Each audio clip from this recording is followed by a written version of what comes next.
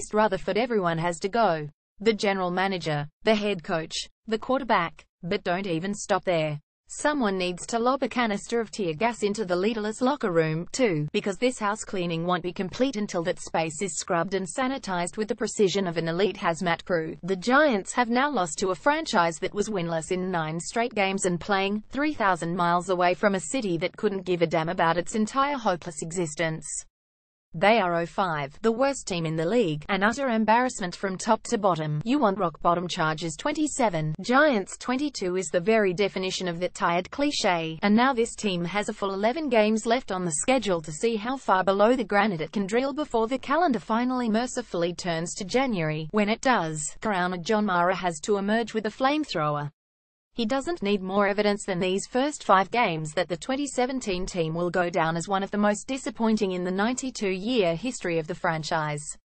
Take this one further. Is there a team in recent New York area professional sports that tops this one for a sheer letdown? You learn a lot about yourself in times like these, head coach Ben McAdoo said, and so far in 2017, we have learned that the guy in charge has spent more time looking in the mirror than Alex Rodriguez. The worst thing that could have happened at MetLife Stadium was Odell Beckham Jr. fracturing his ankle late in the fourth quarter, and not because it sabotages any real hope of reversing this downward spiral.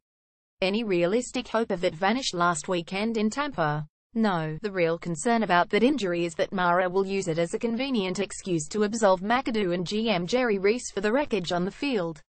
This team was broken with the star receiver on the field, and one can only imagine how this offense will look in the coming weeks if Roger Lewis Jr. is suddenly the #1 target.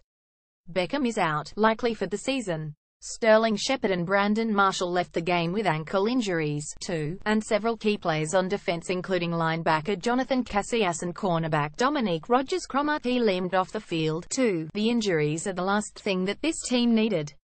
The Giants are now a poisonous combination of unlucky and bad, but the former should not offset the latter.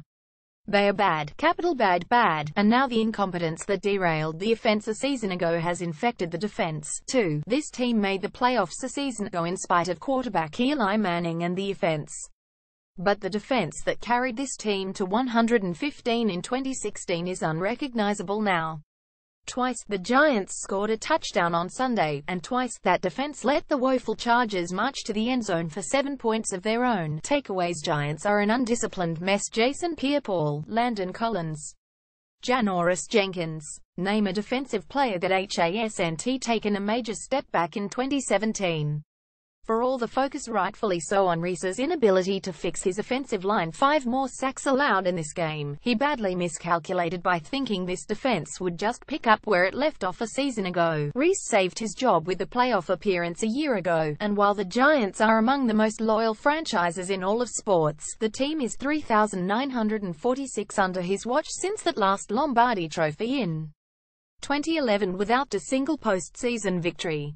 He has more draft failures, with 2015 first-round pick cornerback Eli Apple now sliding into that territory than successes. It's time. When he goes, his replacement should have the ability to replace the head coach too. The Giants are not just predictable, as Beckham said the opposition told him last week. They are undisciplined at a delay of game penalty on a crucial 2-point conversion to the growing list of examples and come unglued late in games. Honestly, what does McAdoo do? Well, name something. Name anything. He is 21 games into his head coaching career, and, while smart people can often grow on the job, if the answer to that question still hasn't materialized yet, it probably isn't going to. A good quarterback could mask some of these problems, and while a large faction of the fan base won't want to hear this, the Giants don't have one. Manning still shows flashes of his prime, like his perfect over-the-shoulder throw to Lewis for a third-quarter touchdown, but they are negated by his misses. He overthrew a wide-open Beckham early in this one and turnovers. His fumble with 4 minutes left, coming at the end of an 11-yard sack when he failed again to throw away the ball, handed the Chargers this game. Manning, who insisted he was okay after a vicious hit late in the game, will be 37 when next season begins. Even the optimistic fan has to admit that he's well into the back 9 of his career. If the Giants find themselves at the top of the draft, you want to bet against that. They need to do what the Indianapolis Colts did when Ellis' brother, Peyton, looked finished and draft their quarterback of the future. If the window isn't completely shut on Manning, it is only open a crack, and the team isn't good enough to give him a shot at that third Super Bowl trip. The Giants are 0-5 after losing to the Chargers, one of 3 winless teams left in the league and the only one that expected to contend this season. Mara has slapped band-aids on problems before, hoping that a few minor changes will stave off the inevitable. But he needs to face reality. This is a broken football team, one that needs a complete gutting from top to bottom. 5 games into the season, after 5 years of underperforming, that will be a painful conclusion for Mara to reach. But it has become abundantly clear, Odell Beckham leaves stadium with broken ankle. Steve Politi may be reached at politi@advancemedia.com. Follow him on Twitter at Steve Politi. FineNJ.com on Facebook.